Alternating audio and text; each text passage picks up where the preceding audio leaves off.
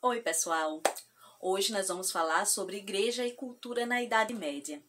Quando eu falo de igreja na Idade Média, eu estou falando da Igreja Católica, porque ainda não havia sido criada a religião protestante. Então, toda vez que eu falar de igreja ao longo desse vídeo, é a Igreja Católica. E a Igreja Católica surgiu a partir do cristianismo, né? Uma religião que surgiu a partir do Jesus Cristo. Surgiu ainda na época do Império Romano, e com o tempo essa religião foi conquistando adeptos, conquistando pessoas, porque diferente da religião de Roma, né, da religião predominante em Roma, que até de certa forma justificava as diferenças sociais, a religião cristã ela conquistou mais espaço por tornar as pessoas iguais, né, por essa ideia de que todos são iguais diante dos olhos de Deus. Então ela foi ganhando mais espaço. No início, os cultos eram feitos de forma privada, de forma escondida até, porque eles eram muito perseguidos. Só que aí o que acontece? Um imperador, Teodósio, ele torna a religião permitida, né? Tira a proibição da liberdade de culto para os cristãos. Após Teodósio, um outro imperador, o imperador Constantino, ele dá um passo mais adiante e ele torna o cristianismo a religião oficial do Império Romano. Com isso, a religião vai crescendo e conquistando cada vez mais espaço. Então, a princípio, como eu já falei, eles se reuniam em pequenos grupos que se reuniam semanalmente para orar, né, e para conversar, discutir sobre os ensinamentos deixados por Cristo. Depois a religião foi crescendo e as pessoas que iam tendo destaque na condução dessas reuniões, desses encontros, elas iam ganhando status, ganhando mais destaque, ganhando mais espaço na religião, na organização, e aí surgem as hierarquias, né, as divisões de poder dentro da Igreja Católica. Segundo os evangelhos, foi o próprio Jesus Cristo quem deu a missão a Pedro de edificar sua igreja e dar continuidade a seus ensinamentos. E Pedro funda a Igreja Católica em Roma, e a partir desse ponto a igreja se expande, como eu já falei anteriormente. Durante o período das invasões bárbaras, os católicos, né, a Igreja Católica converteu muitos bárbaros à religião cristã e também admitiu a sua participação em vários níveis da hierarquia da igreja, já que a ideia era agregar pela conversão. Então a igreja conquista muitos adeptos. Também durante esse período, a Igreja Católica conquista muitas doações dos seus fiéis, doações em forma de terra. Lembrando que nessa época, terra era poder, era sinônimo de poder, sinônimo de riqueza. Então, é ao longo desse período que a Igreja Católica também vai se tornando uma das maiores proprietárias de terra do período medieval. Entre os séculos 6 e 7, surgiram diversos mosteiros no interior da Europa. Esses mosteiros pertenciam a ordens religiosas. As ordens religiosas, agrupamentos religiosos em torno de um ideal comum, né, de uma visão comum sobre a religiosidade cristã. São Bento de Núrcia formou a ordem beneditina. O São Francisco de Assis, a ordem franciscana. São Domingos, a ordem dominicana.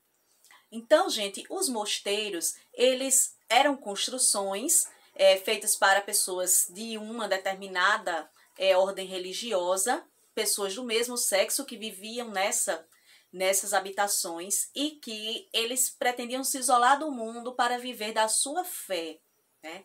Nesses mosteiros, as pessoas que viviam lá tinham uma rotina, né, de oração, de trabalho duro e também de trabalho intelectual. Nesses mosteiros, em muitos deles, havia o trabalho dos monges copistas. O que era isso?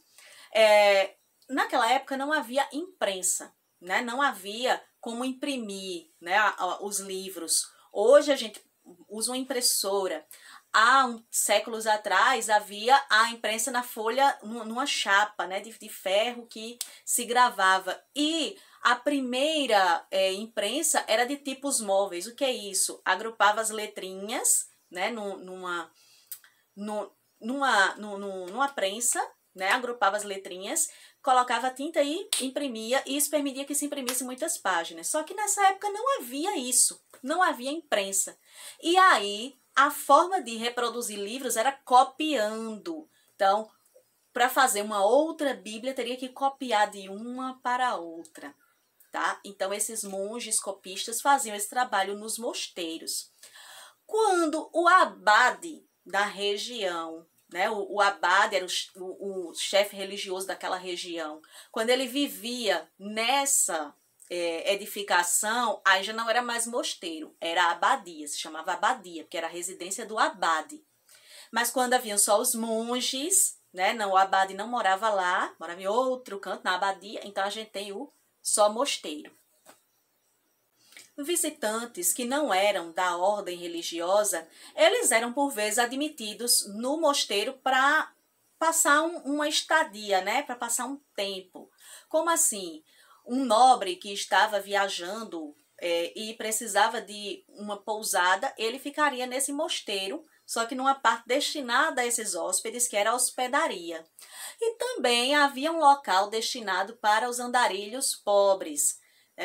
Era parte da igreja até essa questão da caridade. Só que os andarilhos pobres, eles não ficavam misturados com os nobres que ficavam na hospedaria. Eles ficavam numa parte chamada asilo. Então, veja que havia essa parte para hospedar as pessoas que estavam de passagem, mas havia sim uma distinção social entre as classes aí.